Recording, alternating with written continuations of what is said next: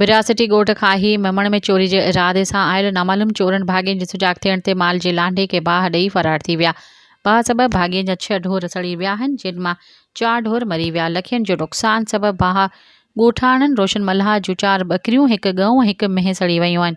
सड़ी वियल चौपाए माल मां भाॻियुनि जूं 3 ॿकरियूं, 1 मेंहिं पिणु मरी वई आहे। मुतासिर भाॻे जो वाक़े ख़िलाफ़ ॻोठाणनि सां गॾु एहतिजाजी मुज़ाहिरो। एहतिजाज कंदड़ में मुतासिर रोशन अली मल्हा, मोहम्मद यूसुफ मल्हा, अली नवाज़ मल्हा, बशीर मल्हा ऐं ॿिया शामिल आहिनि। इन मौक़े ते मुतासिर भाॻे रोशन मल्हा मीडिया खे ॿुधाए त गुज़िर राति 3 नामालूम चोर घर जी दीवार टुपी चोरी करण जे इरादे सां दाख़िल थी चौपाए माल जे लांढे मां ढोर चोरी करण जी कोशिशि कई।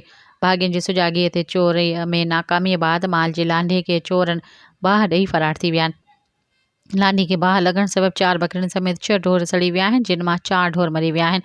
उनजो त अहिड़े वाक़े सबबि लखें रुपए जो नुक़सान थियो आहे। असां ग़रीब मिसकिन पोरियत आहियूं, मज़दूरी करे रोज़ कमायूं, रोज़ खाइण वारा आहियूं। हुननि deputy commissioner Naushab Feroz, assistant commissioner विरासती SSP नौशब फ़िरोज़ समेत ॿियनि वसवारनि खां मुतालबो कयो त नोटिस वठी चोरनि खे गिरफ़्तार कयो वञे ऐं थियल नुक़सान बाबति संदसि माली मदद कई वञे। सब्सक्राइब कयो अवामी न्यूज़ HD खे ऐं ताज़ा तरीन ख़बरुनि लाइ ॾिसंदा रहो अवामी न्यूज़ HD।